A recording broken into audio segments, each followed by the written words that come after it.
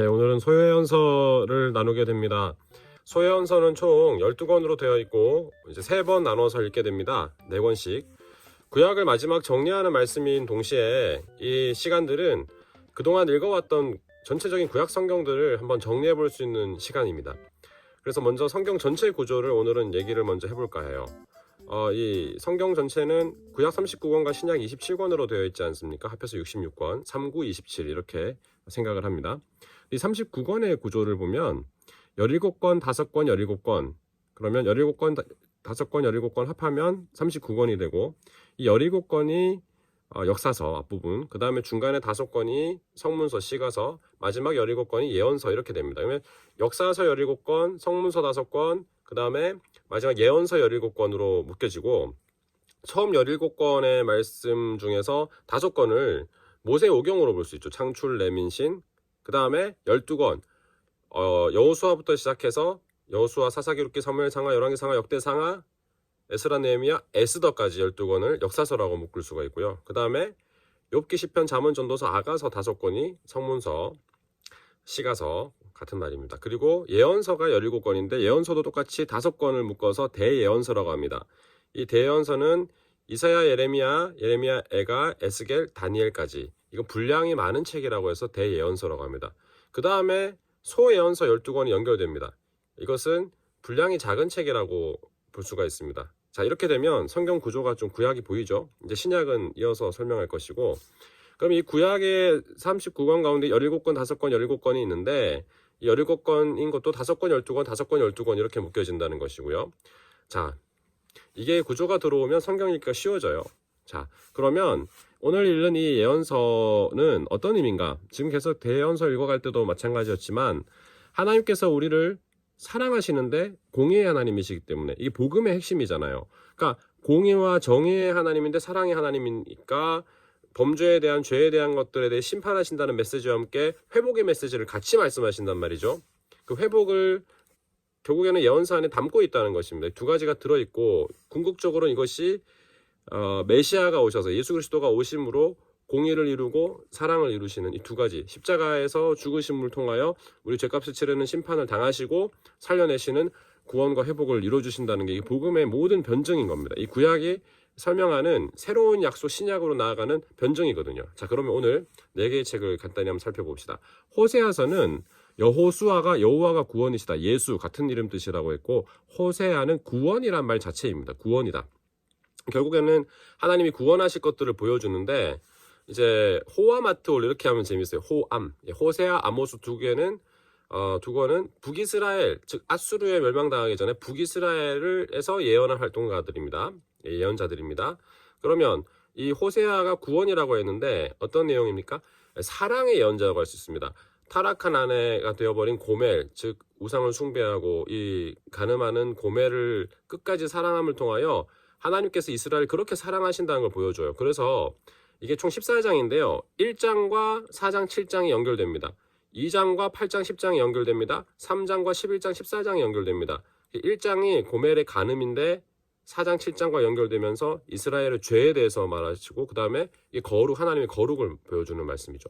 2장이 고멜의 타락인데 연결해서 8장, 10장의 말씀이 이스라엘의 심판에 대한 말씀이고 그것이 결국 하나님의 공의를 보여준단 말이죠. 공의. 3장이 고멜이 되찾게 되는 사건인데 호세아가 11장에서 14장이 이스라엘의 회복을 말하거든요. 이게 사랑이죠. 이렇게 호세아서의 내용이 묶여지는 거예요. 흥미롭죠. 1장, 4장, 7장, 2장, 8장, 10장, 3장, 11장, 14장. 요엘서는 여호와가 엘로힘이다. 즉 여호와가 하나님이다라는 그런 내용을 담고 있는데 내가 바로 여호와다라는 표현이 계속 등장하고요. 그리고 여호와의 날이라는 표현이 등장합니다. 결국 하나님이심을 드러내는 말씀이기 때문에 여호와의 날, 즉 하나님이 하나님이심을 드러낸 여호와의 날에는 심판과 회복 두 가지를 보여주는 거예요.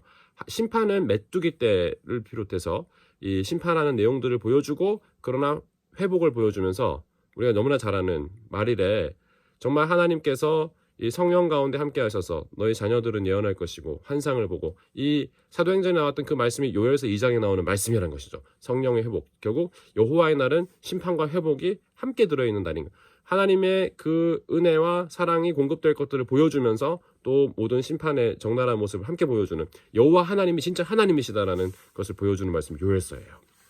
아모스서는 아모스라는 뜻이 무거운 짐을 진 사람이다라는 뜻입니다. 그 뜻과 같이 이 아모스는 남유다 출신인데 북이스라엘로 가서 예언한 활동가입니다. 정의의 예언자입니다. 그래서 1장부터 2장까지 8가지 예언이 나오는데 다가두 에암 모유이 이렇게 외우거든요. 다메섹, 가사, 두로, 에돔, 암몬, 모압, 유다, 이스라엘. 이게 이렇게 그림을 그려보면 이방 민족부터 점점 안으로 들어오면서 이스라엘로 들어오고 있어요. 그래서 그 심판하는 내용들 8가지에 대한 이야기들을 보여주면서 결국 이스라엘의 죄에 대해서 3장부터 6장으로 이어서 설명해주고 있어요. 그렇게 이스라엘의 현재와 과거와 미래의 모든 죄악상을 그대로 노출시켜서 보여주면서 7장부터 9장에 가면은 또 5가지의 환상을 보여주면서 여호와의 날에 대한 하나님의 그 심판의 공의에 대하여 말씀하고 9장 11절부터 15절에 가면 5가지 약속, 다윗의 집에서 메시아를 회복할 것이라는 약속으로 마치게 됩니다. 그러니까 정의 하나님, 공의 하나님, 정의와 공의를 정말로 흘러가게 만들어야 한다는 그 핵심과 함께 그렇게 하지 못하는 이스라엘의 모습을 보여주면서 마지막에는 회복을 말씀하시는 게 아모스서예요. 자, 마지막 오바댜서는요. 오바다는 이 뜻이 짐진 사람이다. 무거운 짐을 지고 있는 사람이라는 뜻인데 예배자라는 뜻도 있습니다. 그래서 예배다? 이렇게 생각할 수도 있어요. 이건 뭐냐? 자, 에돔이라는 나라의 심판에 대해서 얘기하는데 에돔은 에서의 후예죠. 결국 이스라엘, 즉 야곱의 그 형인 에서, 이거를 표현을 그냥 오빠라고 해볼까요? 오빠다. 에서가 이 야곱의 형인데 오빠라고 생각해보고, 그러면 에돔 족속은 형제인 나라를 왜 핍박하느냐는 거예요. 특히 어려움에 처했을 때 왜 고난을 주느냐는 것이, 이걸 얘기하면서 여러분 이 에돔이라는 게요, 히브리어가는 이 자음으로 되어 있고 자음에 모음을 붙인 거거든요. 에돔, 아담. 결국 에돔이라는 민족의 심판을 보여주지만 결국엔 온 인류 아담의 후예인 모든 인류의 죄악성을 그대로 노출하면서 결국에는 하나님께서 정말로 심판하실 것, 그 죄악상들을 온 인류의 죄악에 대한 심판을 말씀하시면서 그 심판의 회복까지 연결해서 결국에는 하나님이 회복하실 것들을 보여주는 말씀인 거거든요. 십자가에서 회복하실 것들을 보여주는 그런 말씀으로 연결되는 겁니다. 자, 이게 너무 달려오면서 급하게 이렇게 말씀들 나눈 것 같지만 가슴 벅찬 말씀들입니다. 3일 동안 하나님 주신 축제의 시간이, 우리가 수요일 날이 제수요일이거든요. 사순절에 들어가면서 신약으로 들어가요. 할렐루야.